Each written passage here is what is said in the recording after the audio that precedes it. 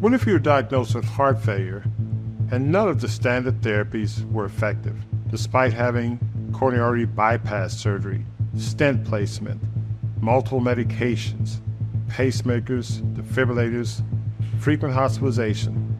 Despite all of those therapies, you were always short of breath, fatigued, run down, and an overall poor quality of life. What would you do next?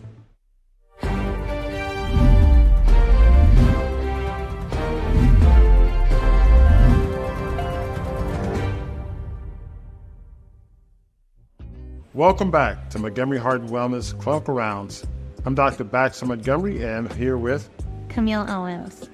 And here at Montgomery Heart Wellness, we frequently see individuals with advanced heart failure who present in an acutely ill condition. We decided to review our charts and do a scientific analysis of patients who presented in this situation.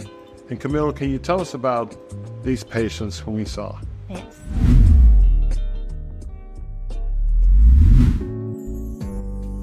So patient 1 was a 63-year-old male, and he had a history of a heart attack, a stent, and bypass surgery. And despite taking 9 medications, including an insulin pump, he still had shortness of breath with mild activities and worsening fatigue. Patient 2 is a 74-year-old female who has a history of a left bundle branch block, an implantable defibrillator, and heart failure with an ejection fraction of 20%. She was dependent on fluid pills to keep her out of the hospital, but still had frequent hospitalizations, symptoms of shortness of breath and palpitations, and she was told she needed an upgraded defibrillator put in.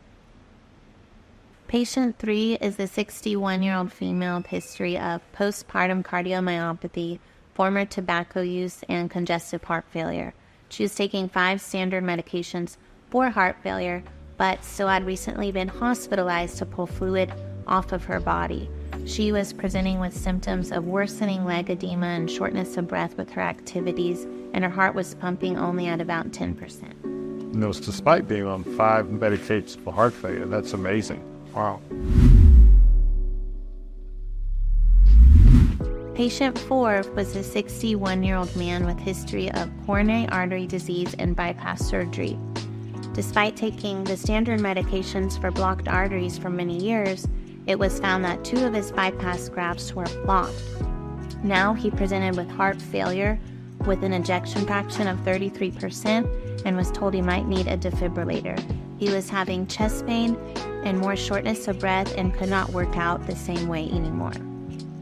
Patient 5 is a 46-year-old male with an ejection fraction of 10%, stage 3 kidney failure, liver cirrhosis, atrial fibrillation, and systemic gout. He had been told he needed a heart transplant. Despite multiple hospitalizations recently, he wasn't getting better, and he had been hospitalized just a few days before coming to Houston.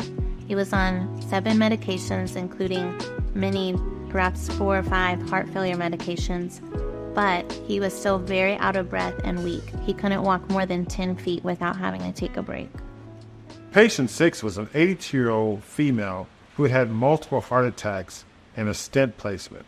But despite that, she had congestive heart failure that was so severe that a cardiologist sent her home to die on a milrinone infusion. She was brought to our center by her daughter in a wheelchair with oxygen, unable to walk. Patient 7 was a 52-year-old man with congestive heart failure, liver cirrhosis, and chronic kidney disease. He had a condition known as nephrotic syndrome, where he was wasting protein. He had severe swelling and was dependent on large doses of diuretics as well as heart failure medications.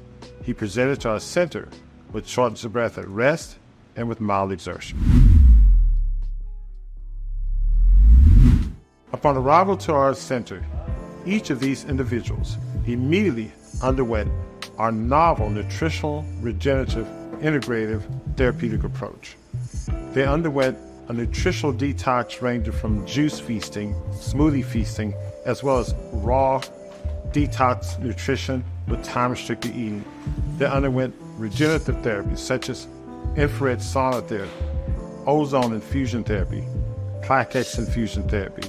They also underwent specialized targeted allopathic treatments such as electrical cardioversion. They underwent standard cardiovascular evaluation and diagnostic therapies and tools to monitor progress throughout their course. And after about an average of 134 days of an intervention, we reviewed their overall outcomes and did a scientific analysis. What did we find? So overall, there was an improvement in ejection fraction, a reduction in medications and body weight, and more importantly, an improvement in quality of life. Wow, it's fascinating. So it's really impressive that this nutritional regenerative therapeutic approach can be very, very powerful. Stay tuned for future clinical rounds episodes and learn the details of how this approach works to each individual. Thanks for watching. If you got value out of this video, please like it, subscribe, and hit the notification button to see